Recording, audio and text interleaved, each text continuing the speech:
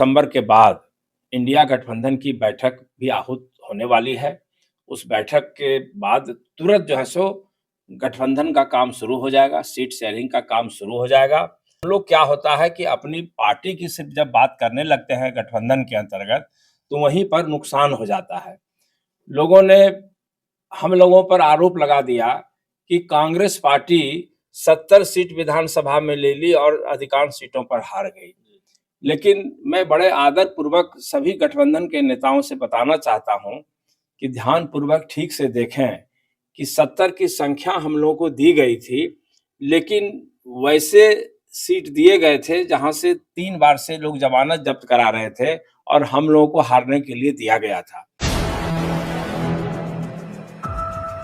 नमस्कार, आप देख रहे हैं 4 पीएम बिहार और मैं हूं अभिषेक मिश्रा। देखिए, इस वक्त हमारे साथ कांग्रेस के कद्दावर नेता, पार्टी के एमएलसी समीर कुमार सिंह हैं। बिहार के मुख्यमंत्री नीतीश कुमार ने विशेष राज्य के दर्जे को लेकर अभियान चलाने की बात कही है और मुख्यमंत्री नीतीश कुमार ने एक बार फिर विशेष राज्य के दर्जे की चर्चा छेड़ दी है। बिहार की राजनीति का तापमान फिर गर्म हो गया है।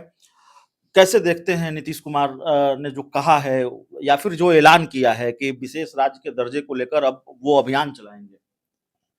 मुख्यमंत्री जी बिहार को विकसित राज्य के रूप में स्थापित करना चाहते हैं और इसी मंशा के तहत वो चाहते हैं कि अगर केंद्र सरकार विशेष राज्य का दर्जा दे दे तो हम बिहार को पटरी पर ले आएंगे। वैसे विकास का काम बड़ा तेजी से चल रहा है। आपने देखा होगा कि नीतीश बाबू के राज में विद्यालय का निर्माण हुआ, यूनिवर्सिटी का निर्माण हुआ और सड़क जो गड्ढा पूरे बिहार में हो गया था, उसको उन्होंने दुरुस्त करने का काम किया है। तो स्वाभाविक रूप से अपेक्षा के अनुरूप केंद्र सरकार की मदद नहीं मिल रही है। जब नीतीश बाबू ने अपनी पार्टी की तरफ से हस्ताक्षर अभियान पूरे प्रदेश में चलाया था समर्थन में, उस वक्त भी कांग्रेस पार्टी ने विशेष राज्य के दर्जा का समर्थन किया था। और आज भी कांग्रेस पार्टी की तरफ से वो निश्चिंत रहें, हमारे प्रदेश अध्यक्ष डॉक्टर अखिलेश प्रसाद सिंह जी हों या कांग्रेस के जो भी सभी नेता हैं, सभी नेता ये चाहते हैं कि बिहार को विशेष राज्य का दर्जा मिले। लेकिन दिक्कत क्या है कि प्रधानमंत्री जी निश्चित रूप से बिहार की उपेक्षा कर रहे हैं। अगर नहीं उपेक्षा कर रहे हैं, तो पटना विश्वविद्यालय का 100 वर्ष पूरा हुआ। उस समारोह में माननीय मुख्यमंत्री जी ने प्रधानमंत्री जी से आग्रह किया था कि केंद्रीय विश्वविद्यालय के रूप में पटना विश्वविद्यालय को तब्दील किया जाए। तो उसमें उन्होंने कहा कि नीतीश बाबू, आप सेंट्रल यूनिवर्सिटी बनाने की बात करते हो, मैं तो उससे बड़ा सहयोग करने जा रहा हूँ इस विश्वविद्यालय को। लेकिन सच्चाई यही है कि वो सिर्फ जो उनका प्रधानमंत्री का आश्वासन था, झूठा साबित हुआ, कोरा साबित हुआ।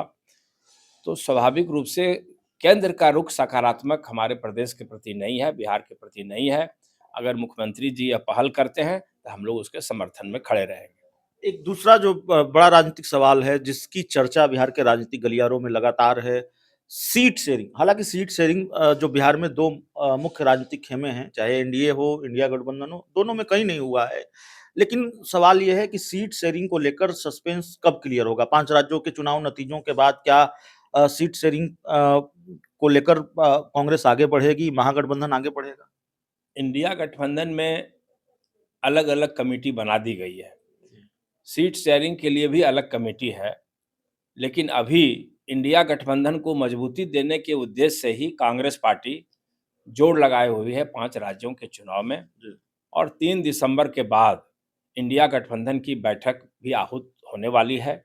उस बैठक के बाद तुरंत जो है सो गठबंधन का काम शुरू हो जाएगा, सीट शेयरिंग का काम शुरू हो जाएगा और निश्चित रूप से इंडिया गठबंधन के काम में आपको प्रगति नज़र आएगी। क्या कुछ सिटिंग सीटों से भी कांग्रेस को समझौता करना होगा बिहार में? कांग्रेस ऐसा करेगी? उदाहरण के तौर पर समस्तीपुर सीट जो कांग्रेस की पारंपरिक सीट है, उसको लेकर जानकारी सामने आ रही है। आरजेडी ये सीट लड़ना चाहती है। श्याम रजक वहां से आरजेडी के टिकट पर चुनाव लड़ सकते हैं। कई तरह की जानकारियां सामने आ, मैं उसकी पुष्टि नहीं करता, लेकिन ऐसी जानकारियों के आधार पर यह सवाल है कि अगर जरूरत पड़ी तो क्या सिटिंग सीटों से भी समझौता करेंगे? अदला बदली होगी सीटों की? देखिए, कांग्रेस पार्टी का इसमें स्पष्ट मानना है जी। कि अदला-बदली के ज़रिए भी किसी भी सीट को दिया जाना चाहिए। मान लीजिए कांग्रेस की सीट है, अगर वो जदयू के लिए अनुकूल है तो ले ले। कोई जदयू की सीट है, कांग्रेस के लिए अनुकूल है, जी। तो वो हम लोग को दे दें। जी। तो ये इंडिया गठबंधन के संदर्भ में सोचने की ज़रूरत है, न कि पार्टी विशेष के संदर्भ में। हम लोग क्या होता है कि अपनी पार्टी की सिर्फ जब बात करने लगते हैं गठबंधन के अंतर्गत, तो वहीं पर नुकसान हो जाता है। लोगों ने हम लोगों पर आरोप लगा दिया कि कांग्रेस पार्टी 70 सीट विधानसभा में ले ली और अधिकांश सीटों पर हार गई। लेकिन मैं बड़े आदर पूर्वक सभी गठबंधन के नेताओं से बताना चाहता हूं कि ध्यानपूर्वक ठीक से देखें कि 70 की संख्या हम लोगों को दी गई थी, लेकिन वैसे सीट दिए गए थे जहां से 3 बार से लोग जमानत जब्त करा रहे थे और हम लोगों को हारने के लिए दिया गया था। तो हम लोग चाहते हैं कि हम लोगों को संख्या नहीं गिनाया जाए, हम लोगों को वैसी सीट दिया जाए जहां से हम लोग लड़ने की स्थिति में हैं, जीतने की स्थिति में हैं और हम लोग पूरी ताकत के साथ इंडिया गठबंधन को मजबूती देना चाहते हैं। हमारे बिहार में लालू प्रसाद जी, नीतीश कुमार जी बड़े कद्दावर नेता हैं। इन्हीं दोनों को तय करना है कि कांग्रेस पार्टी को कितनी सीट देनी है, कौन-कौन सीट देनी है। लेकिन अगर हम लोगों की भावनाओं के अनुरूप अदला-बदली अगर होता है, तो स्वाभाविक रूप से वो इंडिया गठबंधन के पक्ष में जाएगा। अब ये कहना कि वो तो मेरा सिटिंग है, अगर सिटिंग भी है और आपका उम्मीदवार वहाँ अब कमज़ोर पड़ जाएगा, सिटिंग एमपी अब आप हारने की स्थिति में है, तो स्वाभाविक रूप से अदला-बदली के ज़रिए उस सीट पर जो विरोध है, वो कम किया जा सकता है और जीतने की स्थिति पैदा की जा सकती है। मतलब साफ है कि सिटिंग सीटों से समझौता हो सकता है, लेकिन मन माफिक सीटें चाहिए जहां कांग्रेस मजबूत है। अदला बदली उन्हीं सीटों की होनी चाहिए, उन सीटों पर होनी चाहिए। कांग्रेस को वो सीटें दी जानी चाहिए जहां कांग्रेस मजबूत है। कांग्रेस जहाँ जीत सकती है, वो सीट मिलना चाहिए और सम्मानजनक सीट मिलना चाहिए। इसलिए कि जब हम लोग एक गठबंधन के एक छतरी के नीचे हैं, तो हम लोग अपने आप को अलग-अलग नहीं मानते हैं। हम लोग का मूल उद्देश्य एक ही है कि किस तरह से इंडिया गठबंधन को विजय दिलाना है और भारतीय जनता पार्टी से देश को निजात दिलाना है। कन्हैया कुमार लड़ेंगे बेगूसराय से। कन्हैया कुमार को लेकर कांग्रेस ने कोई फैसला किया है? बात चल रही है। कन्हैया कुमार के बारे में पार्टी हाईकमान ही निर्णय ले सकती है। प्रदेश नेतृत्व उस पर कोई निर्णय नहीं लेंगे। जो हमको जो जैसी जानकारी है, कन्हैया कुमार के बारे में राहुल गांधी जी ही फैसला लेंगे। एक आखिरी सवाल है सर, कभी बिहार के मुख्यमंत्री नीतीश कुमार ने कहा हाल के दिनों में कि अभी तो इंडिया गठबंधन में और भी कल कई दल आएंगे। खबर यह है कि बिहार के 2 राजनीतिक दल इंडिया गठबंधन में शामिल हो सकते हैं। नज़र पशुपति पारस पर भी है, नज़र उपेंद्र कुशवाहा पर भी है। उपेंद्र कुशवाहा को लेकर लगातार ये खबरें सामने आ रही हैं, ऐसी जानकारियाँ सामने आ रही है कि नीतीश कुमार से बातचीत भी शुरू हो गई है। क्या कहेंगे, अगर वो दोनों आते हैं तो? कहेंगे, पहले तो हम ये कहेंगे कि उपेंद्र कुशवाहा जी को जानने की क्यों ज़रूरत पड़ी, ये मेरे समझ से बाहर की बात है।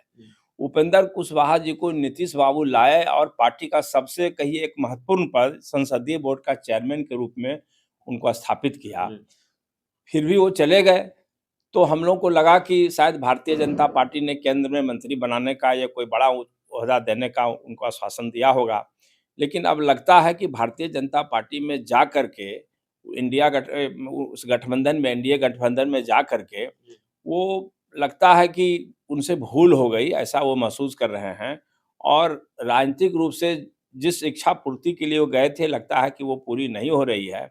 तो अगर लौट आते हैं तो इंडिया गठबंधन मजबूती होगी, हम लोग स्वागत करेंगे। हम लोग तो चाहते हैं कि अगर भूल कोई सुधार करके आता है हमारे साथ तो स्वागत है।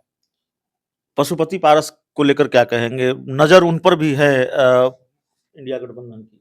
देखिए, भारतीय जनता पार्टी के खात्मे के लिए, देश को बचाने के लिए, सांप्रदायिक ताकत को कुचलने के लिए जितनी भी पार्टियाँ, जितने भी नेता इंडिया गठबंधन में आएँगे, हमको लगेगा कि उसका स्वागत होना चाहिए। देखिए, हमारे साथ कांग्रेस के बड़े नेता, पार्टी के एमएलसी डॉक्टर समीर कुमार सिंह थे। इस इंटरव्यू में, इस चर्चा में इतना ही। बहुत-बहुत धन्यवाद।